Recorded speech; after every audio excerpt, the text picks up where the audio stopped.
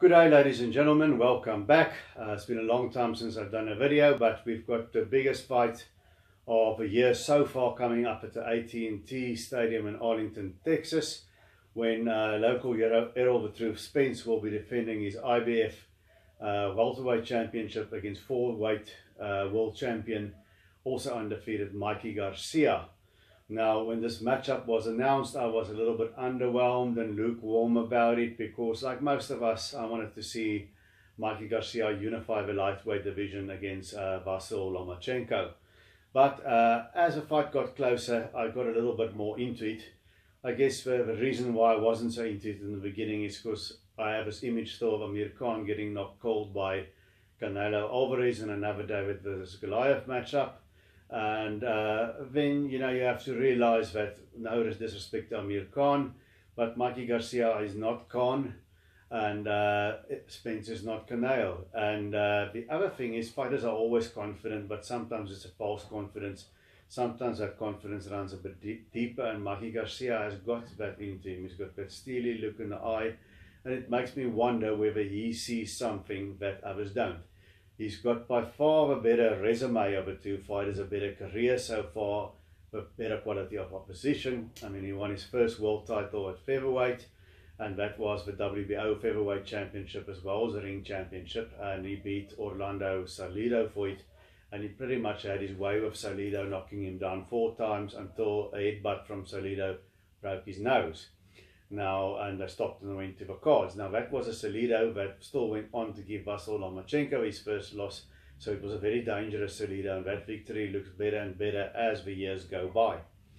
Then we also had the featherweight was a squeeze. He knocked out Rocky Martinez for WBO super featherweight or junior lightweight title, however you want to call it, and then he ran into that career impasse with Top Rank, when he sat out about just over 2 years, but he came back, won the WBC lightweight title from a southpaw, like Errol Spence Saturday night. Dejan Zlaticanin, knockout of the year type of candidate, knocked him cold in the 3rd round. And then he took a foray into the 140-pound division, the junior welterweights, where he won decisions over the guy everyone loves to hate, Adrian Broner.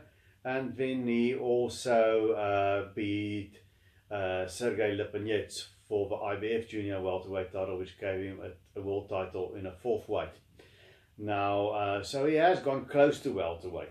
Then he went back to lightweight, and he unified his WBC title with IBF champion Robert Easter, winning a decision. Now, Errol Spence hasn't got that sort of resume. He won the IBF title impressively, knocking out Kell Brook in 11 rounds in the UK, and then defended it twice, making former 140-pound title holder Lamont Peterson say no more after 7 rounds, and then one of those IBF mandatory challenges that no one knows about, and you wonder how they got there. Carlos Ocampo, he just steamrolled in 1 round. So he doesn't have a resume, but the power is real. Running up to him becoming a world champion, he had a string of stoppages over Chris van Heerden, Alejandro Barrera, Leonard Bundu, and Chris Algieri. They range from sort of fringe contenders to former title holders, not elite level fighters, but nobody has stopped them before. They're tough guys, so it tells you the power is real. And he's got more than just power. He's a southpaw. He's got that long right hand jab. It's a hard jab with some variety into it. He can throw it to the body, he can throw it to head. Then he also has a very good second hand, a straight left for a southpaw. And he can go to the body, so he can go to the body to slow you down, or he can simply hook you to the ribcage and knock you out like he did with Ocampo. Lots of feints, lots of aspects to his game, so he's not just a puncher, he's a good boxer puncher, and he ups the ante every round until he overwhelms you. Now, Mikey Garcia is one of those guys that does everything really well. Also a basic sort of style like Spence, but with a lot of subtleties and all the little things of boxing mixed into it.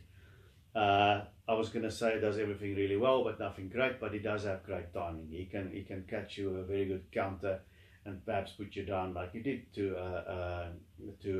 Lipinets. So he could possibly catch Spence. I don't know if he can hurt him. That's a big question.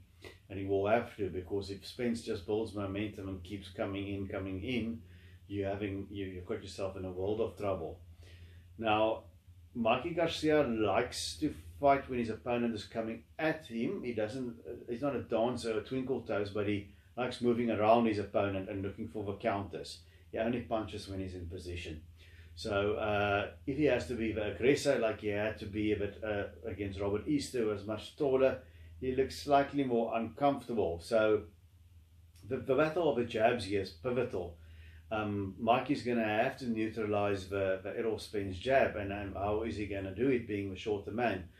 He has to find a bit more head movement, slip and jab to his chest or to his body to get away from that jab. If he just moves away from the jab, which would be, I think, his natural reaction, just be out of range of it, he's not going to land his own jab.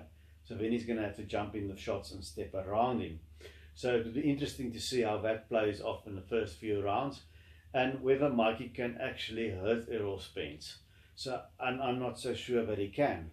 Now, I think if you just take him skill-wise, Mikey Garcia is slightly the better fighter. But to beat a guy like Errol Spence, you're gonna have to be like a younger version of Manny Pacquiao, who is very, very fast and very awkward. And Mikey is perhaps a tad faster than Errol Spence, who's got very average speed and with his hands and with his feet, but he's not a will-o-wisp, in and out, awkward, very fast guy like Manny Pacquiao. And I think that's what you're going to need to beat Errol Spence if you're a smaller guy, or you're going to have to be super slick and fast like a Sugar Ray Leonard.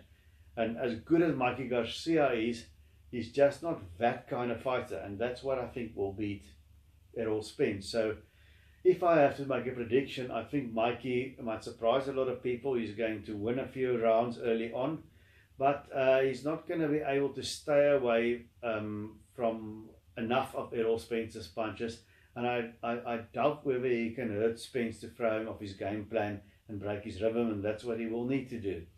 And I think at some point that body attack of Spence, he's going to be throwing to a body of Mikey, that will become a factor, slow him down ever such a touch, and somewhere by the 10th round he might have taken a knockdown or two, and I expect his corner or the referee to call it a halt. You know, but good luck to Mikey Garcia. He's got no pressure on him. If he loses without getting hurt badly or taking too much punishment, he can always go back to 140 pounds, to lightweight even. There's fights for him there. Errol Spence has got everything to lose here. He's fighting a really, really good fighter, by far the best fight of his career. If he wins, I don't expect critical boxing media or fans to give him heaps of praise because he's beating the smaller guy. If he loses, it's back to the drawing board. And he's got these other options in the PBC like Keith Thurman, Sean Porter, Danny Garcia. So I sometimes wonder why he took the Mikey Garcia fight. But I think I don't think it's going to turn out like a Nail Khan. I think we're going to have a good fight, a good competitive fight on our hands, and it should be a magic atmosphere at AT&T Stadium, what they call Jerry's house, for owner of the Cowboys, because the Cowboys have adopted Errol Spence. He's from nearby Dallas, and Mikey Garcia also will have a lot of Mexican fans there in Texas. So I think it's going to be a terrific fight. It's going to be on Supersport, I believe, this weekend for the fans here in South Africa. So let's just enjoy the fight, and hopefully I'll speak to you soon. And until then, keep those hands up.